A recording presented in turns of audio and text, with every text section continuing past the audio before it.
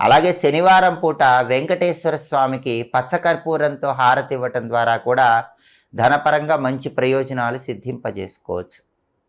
శనివారం మామూలుగా ఒక గాజు పాత్ర తీసుకొని దానిలో నీళ్లు పోసి ఆ గాజు పాత్రను పూజా మందిరంలో ఉంచి దానిలో కర్పూరం వేసి ఉంచండి. మర్నాడు ఉదయం ఆ గాజు పాత్రలో ఉన్న నీళ్లు ఎక్కడైనా మొక్క మొదట్లో పోయండి. ఇలా చేయటం ద్వారా ధనపరంగా మంచి ప్రయోజనాలు సిద్ధింపజేసుకోవచ్చు.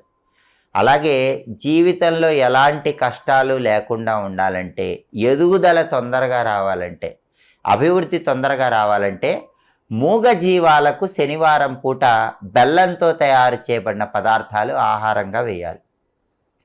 ఆవులకు కానీ, ఎద్దులకు కానీ, కుక్కలకు కానీ, కోతులకు కానీ ఏవైనా మూగ జీవాలకు బెల్లంతో తయారు చేయబడినటువంటి పదార్థాలు శనివారం ఆహారంగా తినిపిస్తే అపజయాలు తగ్గిపోతాయి.